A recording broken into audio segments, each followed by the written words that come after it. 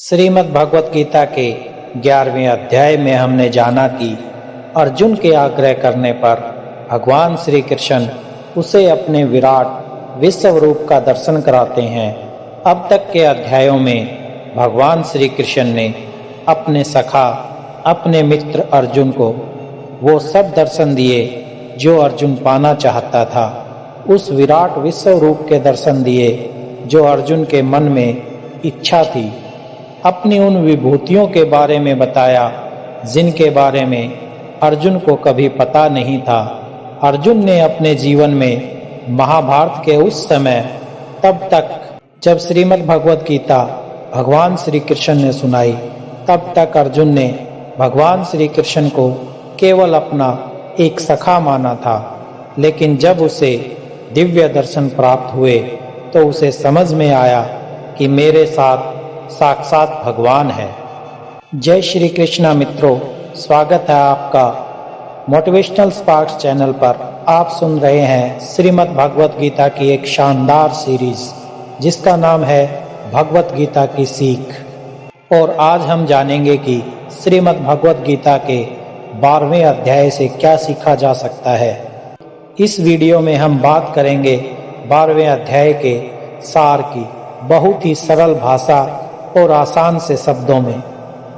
अगर आप इस चैनल पर पहली बार आए हैं तो चैनल को सब्सक्राइब करके घंटी के बटन को जरूर दबा दें, क्योंकि हम आपके लिए इस चैनल पर ज्ञानवर्धक और मोटिवेशनल वीडियो आपके लिए लाते रहते हैं। 12वें अध्याय में क्योंकि अर्जुन उनके अनन्य सखा हैं, अनुराग ही अर्जुन है। जो आप अपने मन में प्रभु के लिए प्रेम और उल्लास लेकर आते हैं वही अर्जुन है। जब आपके मन में इतना अनुराग आ जाता है कि आप अर्जुन की स्थिति में पहुंच जाते हैं, तब भगवान आपको अपना अनन्य सखा मान लेते हैं और आपको वह सारी विभूतियां बताते हैं जो अर्जुन को बताई थी। श्रीमद् भगवत गीता के 12वें अध्याय में आध्यात्मिक साधनाओं के अन्य मार्गों की अपेक्षा भक्ति मार्ग की सर्वोच्चता के महत्व पर प्रकाश डाला गया है। अर्थात इस अध्याय में भगवान भक्त और भक्ति के महत्व को उजागर करते हैं। इस अध्याय में हम जानेंगे कि अपने लक्ष्य पर कैसे अडिग रह सकते हैं और एक विद्यार्थी को विद्यार्थी जीवन में क्या करना चाहिए। तो चलिए विस्तार से जानते हैं श्रीमद् भगवत गीता के 12वें अध्याय से मिलने वाली सीख और शिक्षाओं के बारे में। इस अध्याय के प्रारंभ में भगवान श्री कृष्ण कहते हैं, हे अर्जुन, जैसा तूने देखा तेरे सिवा ना कोई पाया है ना पा सकेगा, किंतु अनन्य भक्ति और अनुराग से जो मुझे भजने लगता है वो मुझे देख सकता है, मुझे जान सकता है, मुझ में प्रवेश भी पा सकता है, यानी कि अपनी आत्मा को परमात्मा में विलीन कर सकता है। इस अध्याय का प्रारंभ अर्जुन द्वारा श्री कृष्ण से पूछे गए इस प्रश्न से होता है कि वो योग में किन्हें पूर्ण माने, क्या जो भगवान की साकार रूप में भक्ति करते हैं या वे जो निराकार ब्रह्म की पूजा उपासना करते हैं। इसका उत्तर देते हुए भगवान श्री कृष्ण कहते हैं कि दोनों मार्ग भगवत प्राप्ति की ओर ले जाते हैं, किंतु वे उनकी साकार रूप में पूजा करने वाले भक्त को श्रेष्ठ योगी के रूप में सम्मान करते हैं। वे स्पष्ट करते हुए कहते हैं कि माया से बड़े देहधारियों के लिए उनके निराकार अव्यक्त रूप की साज सज्जा करना कष्टदायक और अत्यंत कठिन है, जबकि साकार रूप की साज सज्जा करने वाले भक्त अपने स्वयं के साथ भगवान में विलीन हो जाते हैं और उनके प्रत्येक कर्म भगवान को समर्पित होते हैं तथा वे शीघ्रता से जीवन मरण के बंधनों से मुक्त हो जाते हैं। इसलिए श्री कृष्ण अर्जुन को अपनी बुद्धि उन्हें समर्पित करने और अपने मन को केवल उनकी प्रेममय भक्ति में स्थिर करने के लिए कहते हैं।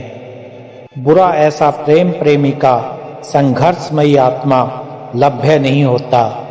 इसलिए श्री कृष्ण अन्य विकल्प देते हुए कहते हैं कि यदि अर्जुन कोई अपने मन को पूर्ण रूप से भगवान में एकाग्र करने की अवस्था प्राप्त नहीं कर सकता, तब उसे निरंतर अभ्यास द्वारा पूर्णता की अवस्था को प्राप्त करने का प्रयास करना चाहिए। भक्ति कोई रहस्यमय उपहार नहीं है, इसे निरंतर प्रयास से पोषित किया जा सकता है। यदि अर्जुन इतना भी नहीं कर सकता, तब भी उसे पराजय स्वीकार नहीं करनी चाहिए, अपितु इसके विपरीत उसे केवल श्री कृष्ण के सुख के लिए अपने कर्तव्यों का पालन करना चाहिए। यदि उसके लिए ऐसा करना भी संभव नहीं है, तब उसे अपने कर्म फलों का त्याग कर देना चाहिए और अपनी आत्मा में स्थिर हो जाना चाहिए। अब श्री कृष्ण बताते हैं कि लौकिक कर्मों से श्रेष्ठ ज्ञान का अर्जन करना है और ज्ञान का अर्जन करने से श्रेष्ठ ज्ञान है और ध्यान से श्रेष्ठ कर्म फलों का त्याग करना है, जो तुरंत परम शांति प्राप्त करने के मार्ग की ओर ले जाता है। इस अध्याय में उनके प्रिय भक्तों के अद्भुत गुणों का वर्णन किया गया है, जो भगवान को अत्यंत प्रिय है। इस अध्याय के प्रारंभ में अर्जुन ने पूछा, आपके साकार रूप पर दृढ़तापूर्वक निरंतर समर्पित होने वालों को या आपके अव्यक्त निराकार रूप की आराधना करने वालों में से आप किसे योग में पूर्ण मानते हैं? इस बात का उत्तर देते हुए भगवान श्री कृष्ण कहते हैं कि वो जो अपने मन को मुझ में स्थिर करते हैं और सदैव दृढ़तापूर्वक पूर्ण श्रद्धा के साथ मेरी भक्ति में तल्लीन रहते हैं, मैं उन्हें श्रेष्ठ योगी मानता हूँ। अतः अर्जुन ने जब ये प्रश्न पूछा कि हे भगवान, आपको क्या मानकर पूजन ज़्यादा अच्छा है, साकार रूप या फिर निराकार रूप? श्री कृष्ण ने कहा, जो भक्त मन को एकाग्र करके श्रद्धा से युक्त होकर परमेश्वर को भजते हैं, वो मुझे योगियों में श्रेष्ठ लगते हैं। परंतु जो भक्त अपनी इंद्रियों को वश में करके मन बुद्धि से प्रे मेरे अविनाशी रूप का ध्यान लगाते हैं, वो मुझे ही प्राप्त होते हैं। जो भक्त अपने कर्मों को मुझ में अर्पण करके मेरा चिंतन करते हैं, वो भी मुझे ही प्राप्त होते हैं। इसलिए हे अर्जुन, तू मन को मुझ में ही लगा, और अगर तेरे लिए मन को वश में करना संभव नहीं है, तो तू योग द्वारा मुझको प्राप्त करने का प्रयत्न कर। जिसके क्रोध और सभी द्वेष समाप्त हो गए हैं, वो भक्त मुझे बहुत पसंद है।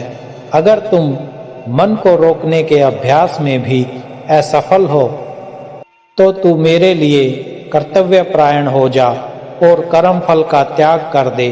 अभ्यास से ज्ञान श्रेष्ठ है, ज्ञान से मुझ परमेश्वर का ध्यान श्रेष्ठ है, और इस ध्यान से भी श्रेष्ठ है सभी कर्मों के फल का त्याग करना, जिससे तुरंत ही शांति मिलती है। जो व्यक्ति हर तरह के सुख दुख, शत्रु मित्र, लाभ हानि, मोह और इच्छा, हर तरह के मौसम से मुक्त है और सभी प्राणियों को बराबर देखता है, और जो अपने मन और इंद्रियों को पूरी इच्छा शक्ति से वश में किए है, वही परम आनंद के लिए श्रेष्ठ है।